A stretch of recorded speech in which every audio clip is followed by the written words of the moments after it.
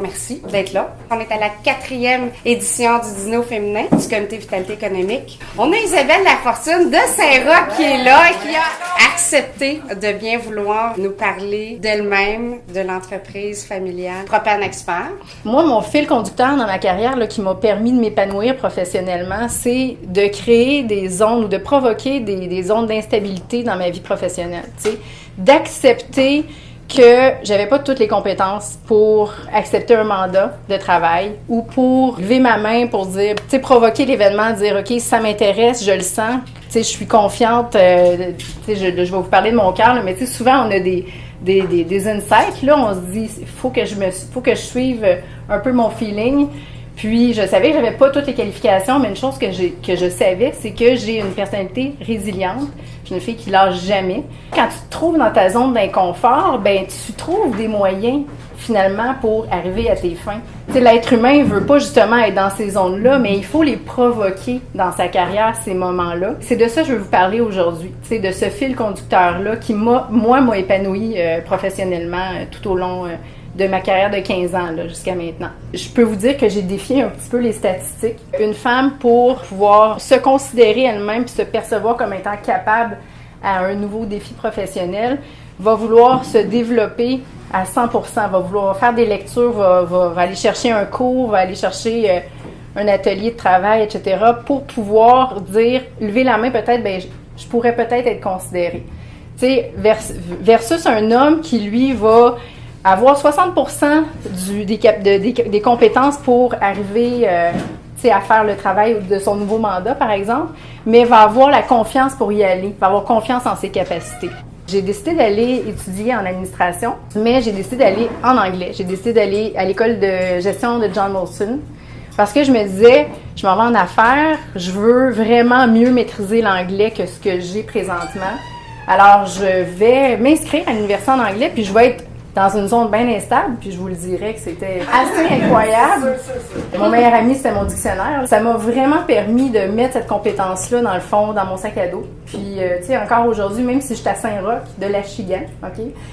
Comme on est distributeur de Shell, puis que mon rep est à Toronto, bien, mardi, j'ai passé une journée avec mon rep de Shell, puis à me positionner en anglais, à intervenir. Quand je vous dis d'accepter les zones d'inconfort, c'est parce que souvent, on se développe énormément là-dedans. On développe des compétences dont peut-être qu'on ne savait pas qu'on avait ou qu'on a le potentiel. Quand je suis arrivée à Bombardier, il y avait une opportunité, ça faisait à peine 1 an que j'étais là, il y avait une opportunité de faire un mandat à l'étranger. Bombardier avait choisi un fournisseur chinois qui avait beaucoup d'expérience à faire des avions, mais n'avait pas tant d'expérience à faire cette envergure-là d'avions.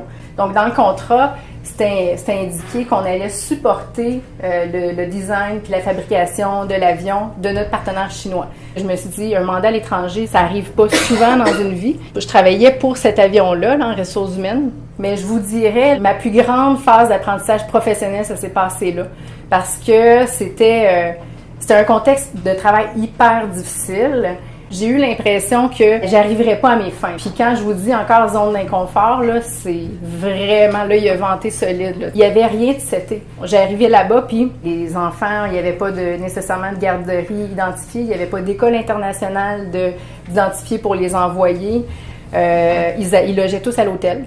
Hein? Fait qu'une famille à l'hôtel, ça peut faire son temps, là, 1 semaine ou 2, là, mais quand ça fait 6 semaines, c'est moins de fun. Fait que finalement, là, faut juste voir que il y avait comme... C'était quasiment un guichet là, de personnes qui venaient se plaindre à moi, puis qui venaient toutes me partager leurs besoins, puis c'était des besoins... des vrais besoins, on s'entend, là, tu sais. C'était pas un site Bombardier, hein, c'était un site du fournisseur. C'était tellement lent à aller sur Internet. J'avais un 13 heures de décalage avec Montréal. Fait que pour me supporter puis m'aider dans tout ce que j'avais à mettre sur pied là-bas, il fallait que je travaille de 8 à minuit, là, tu sais, en plus de la journée de travail. Fait qu'il y a eu énormément d'heures d'ouvrage. J'avais pas assez de 24 heures dans une journée, sérieusement, puis... Tu sais, je me disais, ils m'ont choisi, là. J'ai fait le processus, ils m'ont choisi. Je me sentais juste pas légitime de lever ma main puis de dire j'ai besoin d'aide, je suis pas capable, parce que moi, ça fait pas partie de mon vocabulaire de pas être capable, tu sais. Éventuellement, j'ai dû prendre un pas de recul puis de piler sur mon orgueil puis de dire bon, là, je pourrais pas y arriver moi-même. Donc, j'ai demandé à mon patron, je relevais encore de Montréal, j'ai dit, j'ai besoin de 2 personnes de plus qui pourraient m'aider dans le volet ressources humaines. Donc, ça a été accepté. J'ai demandé un cellulaire sur lequel j'avais mes données, où ce que je pouvais avoir Internet accès en tout temps, puis pas me fier sur le réseau du fournisseur qui est absolument lent. Surtout, ce que j'ai appris là-bas, c'est tout ce que je vous ai partagé qu'il fallait que je mette sur pied. J'ai commencé à le voir comme des groupes de travail, des mandats de groupes de travail. Fait que j'ai été solliciter les gens dans la plateforme d'expat parce que là, ça grossissait toujours. Là, je suis arrivée, c'était à 30, c'était à 50. T'sais. On a monté jusqu'à 200 expats. T'sais. Fait que j'ai été solliciter les gens de talent, que je voyais qu'il y avait une attitude constructive puis qui voulait faire la différence. On a eu des groupes de travail pour travailler des idées, être responsable de déployer. Ce que je leur disais, ce que je leur lançais, c'était c'est une opportunité de développement pour chacune de ces personnes-là. Là. Et la compétence qui m'a servi le plus là-bas, c'est le travail d'équipe.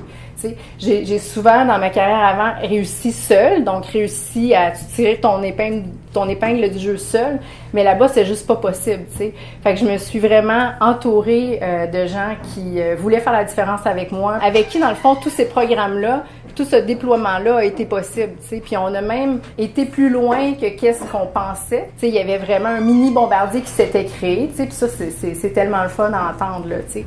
Fait que, cette compétence-là de travail d'équipe, d'impact, d'influence, je l'ai mis dans mon sac à dos, un peu comme je vous parlais de l'anglais tantôt.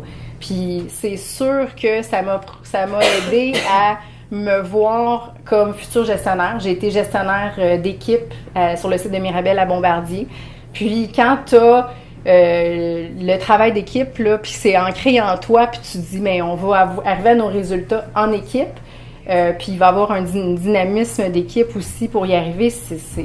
Ça rend les choses bien simples. Récemment, quand je suis rentrée dans la réflexion de prendre la relève des entreprises familiales, j'ai 15 ans de background en ressources humaines. Je n'ai pas d'expérience d'entrepreneuriat, je n'ai pas d'expérience en marketing, en finance, en comptabilité. Mais il y a une chose que je suis sûre, c'est que j'ai la passion, tu sais. Puis j'ai la résilience. Et je suis vraiment intéressée à en apprendre puis à m'entourer des gens qui vont m'aider à croître.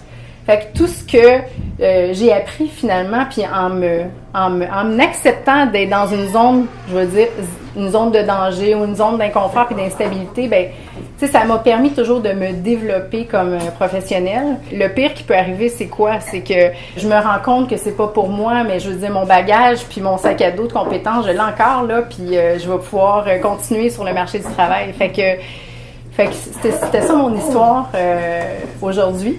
Que je voulais vous partager. Je veux dire merci beaucoup à Isabelle.